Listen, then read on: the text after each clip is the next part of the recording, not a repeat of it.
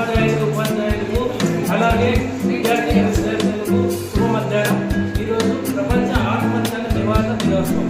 September 10, 2003 ప్రపంచ ఆరోగ్య సంస్థ ఆత్మహత్య నివారణ దినోత్సవాన్ని నిర్వహించడం జరిగింది. అప్పటి నుంచి ఈ ఆత్మహత్య నివారణ దినోత్సవం జరుపుకుంటున్నారు. దాదాపు ప్రపంచంలో 7,50,000 మంది ప్రతి సంవత్సరం అంతకు మించి ఆత్మహత్య చేసుకుంటున్నారు. అలాగే భారతదేశంలో కూడా సంవత్సరానికి 1,71,000 మంది ఆత్మహత్య చేసుకుంటున్నారని 2022లో WHO ప్రపంచ ఆరోగ్య సంస్థ నివేదిక విడుదల. ఆ నివేదిక ప్రకారం ఎంతో మంది సొసైటీలో ప్రాబ్లమ్స్ ఫేస్ చేస్తున్నారు. ఆ ప్రాబ్లమ్స్ ఏవి అంటే అకాడమిక్ ప్రెజర్. అకాడమిక్ ప్రెజర్ అంటే ఇప్పుడు ఒక స్కూల్లో ఒక అబ్బాయి చదువుతా అంటాడు. ఆ స్కూల్లోనే అతని ఫ్రెండ్ కూడా చదువుతా అంటాడు. అతని ఫ్రెండ్కి ఎక్కువ మార్కులు వచ్చినాయి, అతనికి తక్కువ మార్కులు వచ్చినాయి. కాబట్టి ఇంటి పక్కన ఉన్న వాళ్ళు అలాగే ఇంట్లో ఏమనుకుంటారో అని భయపడి అలాగే దాని మానసిక వ్యాధిలో ఉండిపోయి అతడు ఆత్మహత్య చేసుకోవడానికి ఆస్కారం ఉంటుంది. అందుకని మనం మన చుట్టుపక్కల ఉన్నటువంటి వాళ్ళు కానీ ఎవరు కానీ పిల్లలు వేధించకూడదు. మీకు తక్కువ మార్కులు వస్తున్నాయి కదా అని పదే పదే అనడం ద్వారా తీవ్రమైన డిప్రెషన్ కలిగి వాళ్ళు ఆత్మహత్య చేసుకుంటారు. ఇంకోటి వచ్చేసి నేటి సమాజంలో అత్యంత దారుణమైనటువంటి పరిస్థితి ఏముందంటే బెట్టింగ్ యాప్స్. నేటి యువత ఆర్థిక ఇబ్బందుల్లో ఎక్కువ బాధపడుతుంది. ఆ ఆర్థిక ఇబ్బందుల వల్ల యువత ఎక్కువ బెట్టింగ్ బాన్స్ అయిపోతున్నారు. అంటే బెట్టింగ్తో ఈజీగా మనీ సంపాదించవచ్చు. అదే ఏ వృత్తిలోనూ అంత ఈజీగా సులభంగా సంపాదించారు. ఈ అడ్వర్టైజ్మెంట్స్ అన్ని ఎక్కువైపోతున్నాయి.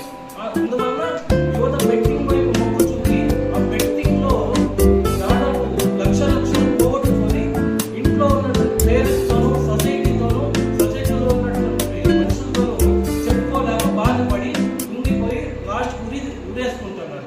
ఇంకా మూడవది వచ్చేసి లవ్ ఫెయిల్యూర్. అంటే 15 సంవత్సరాల నుంచి 21 సంవత్సరాల వరకు ఒక వ్యక్తి మెచ్యూర్ కాకపోయినా కూడా అటువంటి వ్యక్తులు ఆకర్షణకు లోనే లవ్ అని అది అని తిరిగి లాస్ట్కి లవ్ ఫెయిల్యూర్ అని చెప్పి ఇంట్లో చెప్పుకోలేక సొసైటీలో తలెత్తుకొని తిరగలేక ఆత్మహత్య చేసుకుంటున్నారు. ఇటువంటి కారణాలు ఉన్నాయి. ఇంకొక అత్యంత దారుణమైనటువంటి పరిస్థితి ఏమంటే ర్యాగింగ్.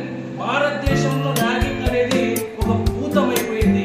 మన తమిళనాడులో ఒక సంవత్సరం ముందు తమిళనాడులో ఒక విద్యార్థి ర్యాగింగ్ పనిపోయాడు. సీనియర్స్ ఆ విద్యార్థిని చిత్రహింసలు పెట్టారు. అందువల్ల అతను బిల్డింగ్ పై నుంచి దూకాడు. ఇటువంటివన్నీ జరుగుతున్నాయి. ఇటువంటివన్నీ ఎందుకు జరుగుతున్నాయంటే ఆ విద్యార్థికి సపోర్ట్ లేకపోవడం. ఇంట్లో ఏమైంది లేదా టీచర్స్ పట్ల సపోర్ట్ ఉండాలి. ఇంటికి వెళ్ళిన తర్వాత లేదా హాస్టల్లో కానీ విద్యార్థులు అటువంటి ప్రాబ్లమ్స్ ఏమైనా ఉంటే టీచర్స్ దృష్టికి తీసుకెళ్ళాలి. లేదా దగ్గర ఉన్నటువంటి ఫ్రెండ్స్తో నమ్మకమైనటువంటి వ్యక్తులతో చెప్పడం ద్వారా ర్యాగింగ్ని నివారించవచ్చు. ఇంకోటి వచ్చేసి సమాజంలో ల్యాక్ ఆఫ్ అండర్స్టాండింగ్ అంటే నేను ఒక్కటే ఒంటరిగా జీవిస్తాను, నాకు ఎవరు అవసరం లేదు, నేను ఒక్కటే ఉంటే చాలు, సమాజం నాకు అవసరం లేదని ఒంటరిగా జీవితం గడుపుతూ అంటారు. అలాంటి వాళ్ళు సమస్యలు వచ్చినప్పుడు ఎలా ఎదుర్కోవాలో తెలియదు. ఒక వ్యక్తి సమస్య వచ్చినప్పుడు ఎదుర్కోవాలంటే అందరితో కలిసిమెలిసి ఉండాలి. ఆ కలిసిమెలిసి ఉన్నప్పుడే ఆ సమస్యను ఎదుర్కోగలుగుతాడు. లేకపోతే సమస్యను ఎదుర్కోలేడు.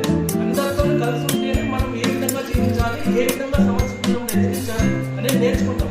అప్పుడే మనం సూసైడ్ చేసుకోకుండా ఉంటాం.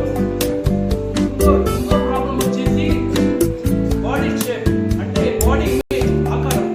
అంటే కొంతమంది వ్యక్తులు వెటకారం చేస్తూ అంటారు.